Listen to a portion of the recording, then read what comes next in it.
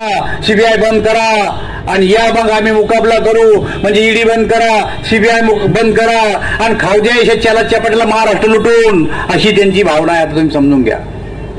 आणि त्यामुळे ईडी टाकली की 3% लोकांवर, राजकारणी लोकांवर ईडीचे देशाचे, बाकीच्या तर साऱ्या जगाच्या पाठीवर जेवढे चालले तेवढे गेले, पळू गेले जगात लोक.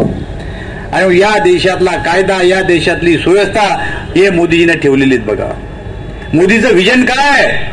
आता डॉक्टर साहेब सांगत होते 7 घंटे मंत्रिमंडळाची बैठक घेणारा प्रधानमंत्री. मी आणि डॉक्टर साहेब 7 घंटे बसून राहिलो.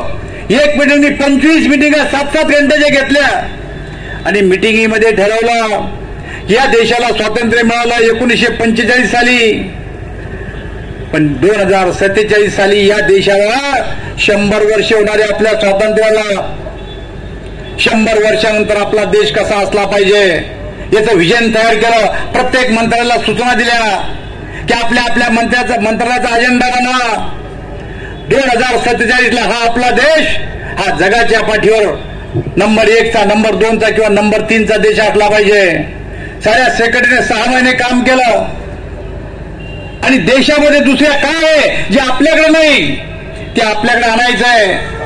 2047 ला आपल्या देशाची लोकसंख्या किती असणार आहे, या देशातल्या लोकसंख्येला खायला किती लागणार आहे, प्यायला पाणी किती लागणार आहे, रस्ते किती रुंद लागणार आहे, 4 चाकी गाड्या किती लागणार आहे, त्याच्यासाठी धनसंपत्ती कुठून आणणार आहे, हे विजन त्यांनी तयार केलंय मोदीजींनी.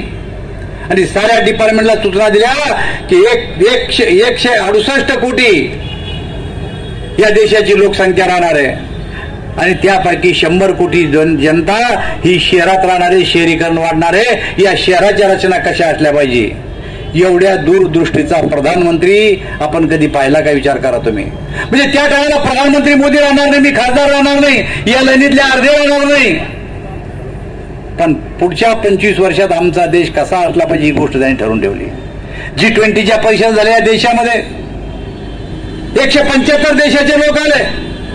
आपल्या देशाची प्रतिमा खराब करून टाकलेली जगाच्या पाठीवर. मनमोहन सिंग प्रधानमंत्री होते, मी खासदार होतो. विमानतळावर चालले तर त्यांना सोडायला कोणी जात नव्हतं, उतरले तर कोणी घ्यायला येत नव्हतं. लोकांना वाटतं असा कसा देश आहे, इथं लोक उपाशी मारतात, यांचे रस्ते चांगले नाही, यांच्या रेल्वे चांगल्या नाही, यांची विमानतळ चांगले नाही, कोणी घ्यायला येत नव्हतं. पण 2014च्या अगोदर आपले प्रधानमंत्री मुख्यमंत्री होते, त्यांना अमेरिकेत जायचं होतं, अमेरिकेत येऊ दिलं नाही. त्यांनी सांगितलं नाही, तुमचा देश आमच्याकडे यायच्या लागी नाहीये. आणि त्या टायमाला तुम्ही सारे 2014ला मोदीच्या मागे उभे राहिले, प्रधानमंत्री केलं. सगळ्यात पहिलं आमंत्रण जर कोणाचं आलं असेल तर अमेरिकेचं पहिलं आमंत्रण नरेंद्र मोदीला आलं. एक गोष्ट आपण लक्षात घ्या की आपली इज्जत जर जगाच्या पाठीवर कोणा वाढवली असेल तर ती मोदीजींना वाढवली. 175 देशाचे प्रतिनिधी आपल्या देशात आले. G20चं अध्यक्षपद आपल्याला होतं, पण हे अध्यक्षपद प्रत्येक देशाला 1-1 वर्षासाठी जातं. पण प्रत्येक देशाला बैठका आपल्या राजधानीत घेतल्या. मोदीजींना राजधानीत बैठक नाही, तर या देशामध्ये 60 ठिकाणी 200 बैठका घेतल्या. 175 देशाचे प्रतिनिधी आपला देशभर फिरवले आणि त्यांना सांगितलं की जा, आमचे विमानतळ कसे आहेत, आमच्या रेल्वे कशा आहेत, आमचे रस्ते कसे आहेत. आणि तुम्ही म्हणता आमच्या देशात लोक भुके मरतात, आमच्या देशातले लोक जाऊन भेटान बोलत यायला. 1 वर्षानंतर समारोप झाला. मी आणि डॉक्टर साहेब त्या बैठकीला होतो. 175 देशातल्या लोकांनी आपल्या देशाचं कौतुक केलं आणि सांगितलं की आता भारत 2014च्या अगोदरचा नाही, आम्ही प्रत्यक्ष गेलो, लोकांशी भेटलो, लोकांना बोललो, रस्ते पाहिले, विमानतळ पाहिले, रेल्वे पाहिले. भारत देश आता विकसनशील देश झालेला आहे. जगाच्या पाठीवर या देशाची आम्ही आता नोंद घेतलेली, ही इज्जत वाढवली आपल्या देशाच्या प्रधानमंत्र्यांनी आपली. आणि म्हणून मित्र, आपल्या देशाचं नाव प्रधानमंत्र्यांनी मोठं केलं. म्हणून या ठिकाणी रावसाहेब दानवे उमेदवार नाही, संभाजीनगरमध्ये संदीपान भुमरे नाही, तर मोदीजी उमेदवार आहे असं समजून सगळ्यांनी तुम्ही मतदान करायचं. आता या निवडणुकीमध्ये नानानं सांगितलं की आरोप प्रत्यारोप होऊ राहिले. मी पहिल्याच दिवशी प्रेस घेऊन सांगितलं की मी कोणावर आरोप करणार नाही, मला आरोप करण्याची गरज नाही, माझ्यावर किती आरोप होऊ द्या. का तर विरोधकांना वाटतं आम्ही आरोप करू, आमचे उत्तर देतील आरोपाला हे, आणि आमच्या दोघांच्या आरोपाच्या गदारोळात ही निवडणूक संपून जाईल. लोकांचं लक्ष विकासापासून विचलित होऊन जाईल.